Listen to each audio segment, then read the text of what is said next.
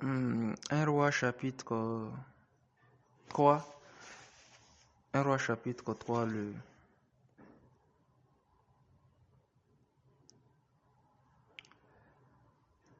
1 Roi chapitre 3, le verset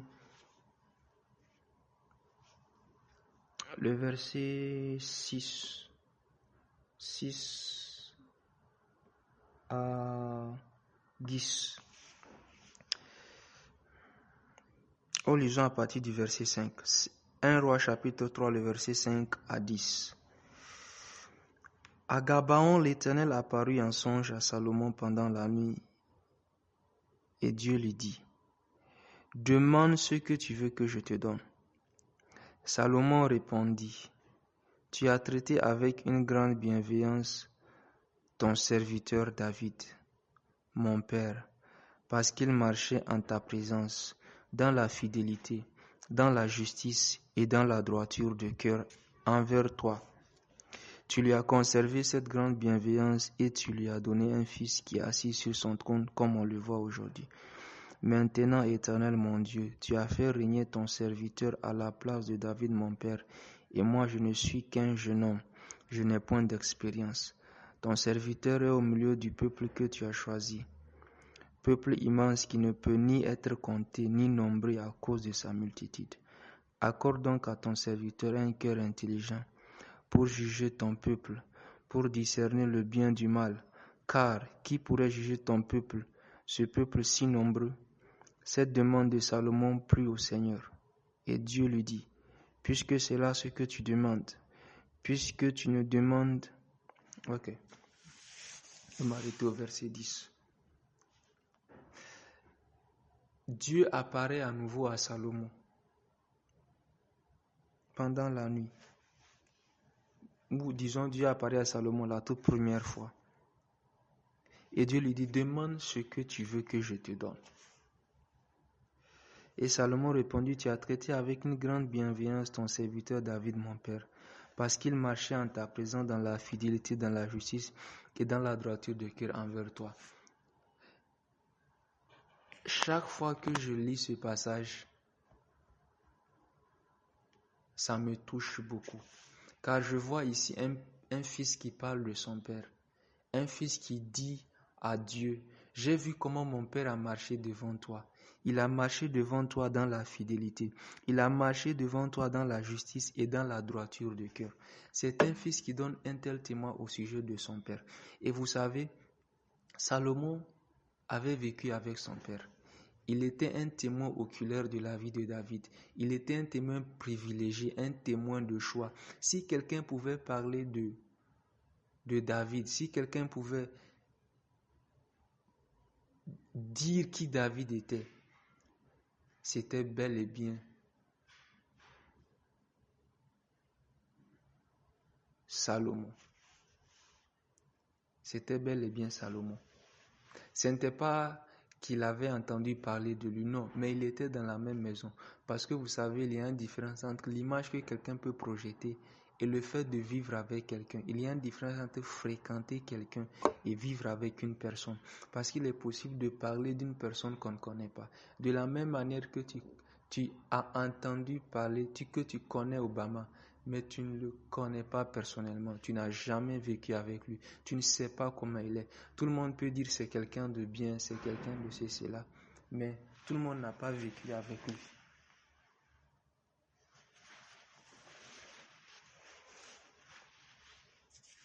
Salomon avait vécu avec son père.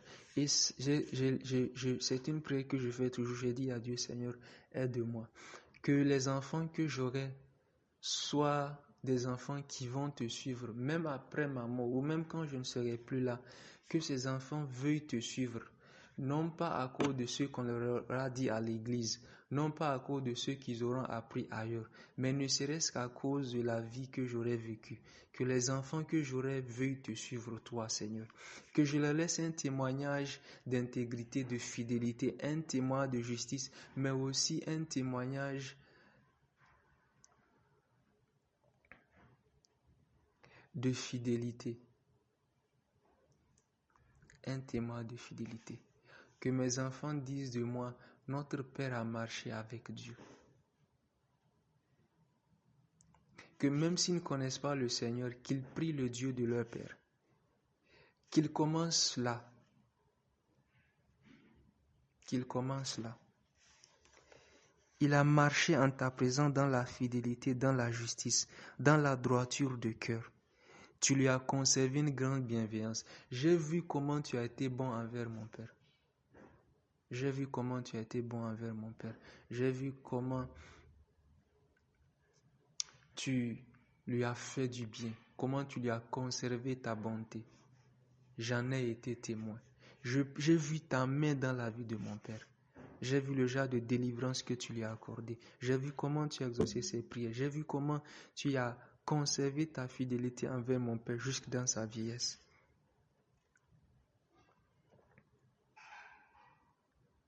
Puissent nos enfants voir Dieu dans nos vies. Bien-aimés, la seule personne qui peut tracer, modeler une voie à suivre pour nos enfants, ce sont les parents, ce sont nous. Futurs parents. Quoi qu'on puisse leur enseigner à l'école le dimanche, la plupart du temps, les enfants sont à la maison. C'est ce qu'ils voient, ce qu'ils entendent, c'est ce qu'ils apprennent, c'est ce qui les remarquent, c'est ce qu'ils retiennent. Et tu lui as donné un fils qui est assis sur son trône, comme on le voit aujourd'hui. Maintenant, Éternel mon Dieu, tu as fait régner ton serviteur à la place de David mon père, et moi je ne suis qu'un jeune homme, je n'ai point d'expérience. Rappelez-vous de qui est Salomon. Salomon est le fils que David a eu avec Bathsheba. Et nous savons comment David a fait pour prendre Bathsheba. C'était un échec sur son parcours. Il est allé prendre Bathsheba. Il a vu Bathsheba, il a voulu d'elle. Il est allé avec elle. Elle est tombée enceinte. Il a tout fait pour attribuer la grossesse à un autre. Et cette femme va accoucher. L'enfant va venir au monde, mais Dieu va décider de reprendre l'enfant. Finalement, David va magouiller. Avant que l'enfant ne vienne au monde, magouiller, ne voyant qu'il n'avait plus d'autres moyens, magouiller pour causer la mort d'Uri. Et finalement, après, il va la prendre pour femme. Et après la mort de cet enfant, ils auront un autre enfant, qui est Salomon. C'est de cette femme qu'est né Salomon. Voyez comment Salomon est né, de qui il est né, dans quelles circonstances bizarres cet enfant est né. Et de tous, c'est celui-là que Dieu choisit. Les choix de Dieu diffèrent de ceux de l'homme. Non, oui, les choix de Dieu diffèrent de ceux de l'homme. Dieu a choisi Salomon. Dieu a choisi Salomon. Dieu a choisi Salomon. Et j'aimerais te dire ce matin que tu es un choix de Dieu. Tu es un choix de Dieu. Dieu t'a choisi. Non pas parce que tu as fait des œuvres de justice, non pas parce que tu l'as mérité, non pas parce que tu as fait quoi que ce soit de particulier, mais parce que Dieu t'a choisi. Mais ce n'est pas mon message ou mon exhortation aujourd'hui. Il dit, maintenant, Éternel mon Dieu, tu as fait régner ton serviteur à la place de David mon père. Et moi, je ne suis qu'un jeune homme et je n'ai point d'expérience. Salomon allait prendre maintenant la place de son père. Un homme sans expérience. Vous savez, c'est toujours difficile quand tu dois remplacer un géant. Le grand David. Un roi comme David. Imagine si on te dit que tu dois remplacer un homme comme celui-là. David était plus qu'un roi. Il était en même temps un prophète. C'était un chantre, le chantre agréable d'Israël. Il pouvait assumer les fonctions de sacrificateur. Il connaissait l'art de la sacrificature qu'il avait appris avec Samuel.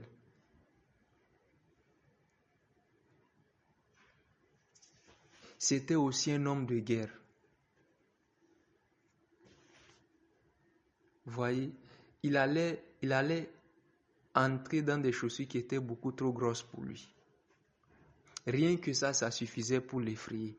Comme si ça ne suffisait pas, c'était un jeune homme sans aucune expérience. Mais voici ce qu'il dit. Il dit: Éternel, je suis un jeune homme et je n'ai point d'expérience. Peut-être que c'est aussi ton cas. Est-il possible qu'on te demande une chose ou y a-t-il une responsabilité que tu te vois incapable d'assumer parce que tu vois que tu n'as pas d'expérience, tu vois que tu n'as pas ce qu'il faut pour ça, tu vois que tu n'es pas à la hauteur, que tu ne pourras pas faire mieux ou autant que celui que tu vas remplacer.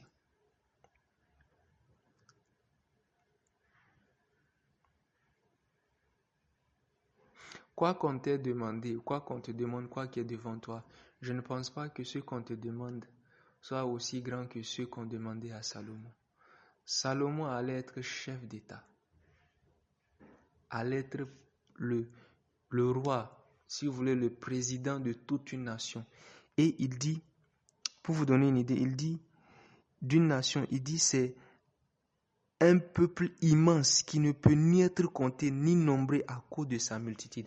Ce n'est pas un petit pays, c'est un grand pays que tu me demandes, sur lequel tu me demandes de régner. Moi, un jeune homme qui n'a aucune expérience, tu me demandes d'être roi sur une telle nation. J'ai besoin que tu m'aides. Et pour ça, voici ma demande. Accorde à ton serviteur un cœur intelligent pour juger ton peuple, pour discerner le bien du mal. Car qui pourrait juger ton peuple, ce peuple si nombreux? Cette demande plut au Seigneur. Il a amené sa difficulté à Dieu. Il a amené son souci, il a amené ses questions, ses réticences auprès de Dieu. Et c'est à ça que j'aimerais t'exhorter aujourd'hui. Quelle est cette chose que tu vois que tu ne peux pas faire? Quelle est cette chose qui est trop difficile pour toi? Il y a des raisons pour lesquelles tu vois que tu ne peux pas. Tu ne vas pas y arriver. Tu es trop petit. Amène tout ça devant Dieu. Fais comme Salomon. Je ne suis qu'un jeune homme. Je n'ai point d'expérience. Mais, Seigneur, voici ma demande. Et Dieu va t'exaucer comme il a exaucé Salomon. Dieu t'a choisi. Si Dieu t'a mis là, c'est qu'il dit, c'est Dieu qui a fait de nous. Dieu nous a rendus capables d'être des ministres. Ce n'est pas que nous sommes capables. Dieu nous a rendus capables. Car notre capacité ne vient pas de nous. Ce n'est pas que nous soyons par nous-mêmes capables de produire quoi que ce soit. Mais au contraire, notre capacité vient de Dieu. Car c'est Dieu qui produit en nous le vouloir et le faire. Notre capacité vient de Dieu. C'est Dieu qui nous rend capables. Tout comme il a fait avec Salomon, Dieu peut te rendre capable d'assumer n'importe quelle responsabilité, d'aller au-delà, faire face à n'importe quel défi, à n'importe quel challenge. Dieu a toujours pris des personnes qui se voient incapables parce que Dieu aime que ces personnes puissent dépendre de lui. Dieu choisit les choses faibles de ce monde pour confondre les fortes. Dieu choisit les choses folles de ce monde pour confondre les sages. Dieu choisit les choses viles de ce monde pour confondre les belles. Parce que Dieu est un Dieu qui n'est pas raisonnable et dont les choix ne sont pas ceux des hommes. Autant vos pensées, autant les cieux sont élevés au-dessus de la terre, autant mes pensées sont élevées au-dessus de vos pensées. Tout au long des Écritures, quand vous lisez, vous voyez que Dieu a choisi des hommes faibles, des hommes, même le choix des disciples. À un moment, vous vous dites, est-ce que le Seigneur ne s'est pas trompé? Est-ce qu'il ne s'est pas trompé au final? Mais nous voyons que il ne s'est pas trompé. Allez demander à Moïse. Moïse bégayait. Il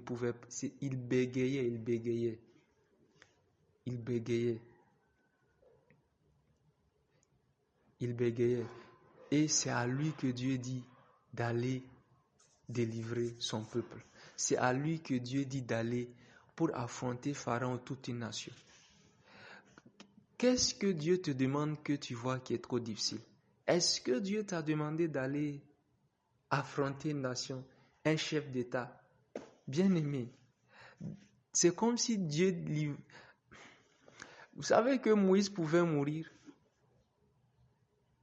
si jamais le roi sa tête ne plaisait pas au roi. Un roi, c'est quelqu'un qui commande, qui donne des ordres.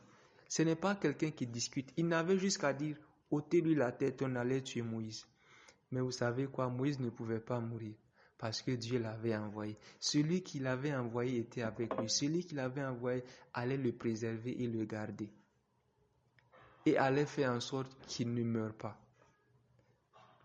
Je vivrai parce qu'il m'a envoyé.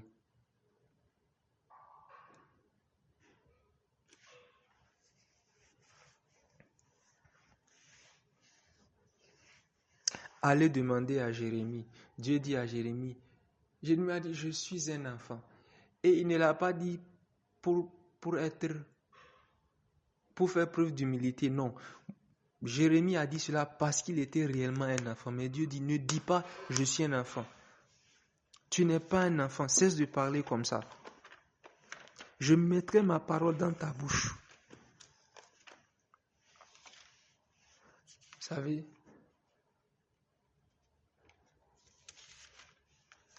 la parole de Dieu est plus âgée que n'importe qui. La parole de Dieu est plus âgée que n'importe qui d'entre nous.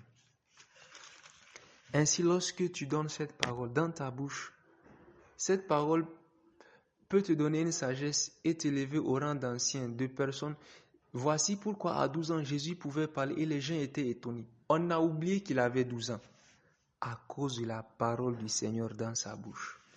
Et comme si ça ne suffisait pas, Dieu dit tu es un prophète. Mais il ne s'arrête pas là, il dit tu es prophète des nations. Pas juste prophète d'Israël, mais des nations. Un enfant. Dieu n'est pas raisonnable, bien-aimé. Il a dit à Gédéon, vaillant héros. Kai, c'est ce que tu es, vaillant héros.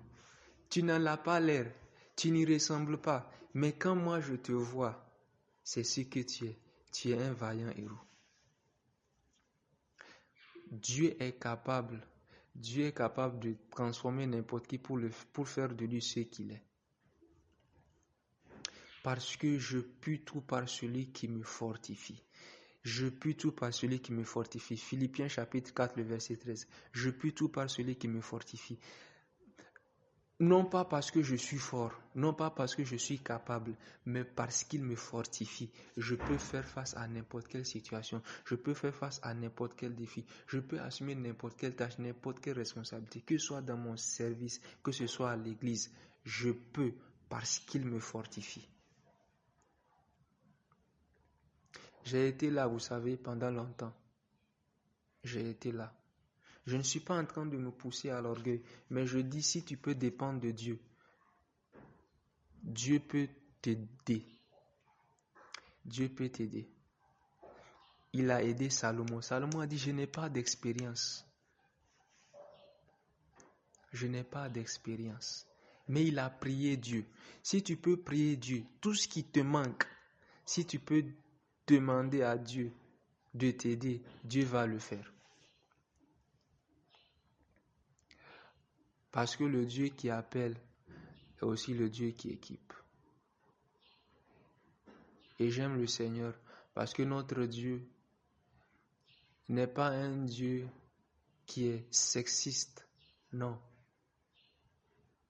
Dans sa parole, autant il a utilisé des hommes, autant il a utilisé des femmes.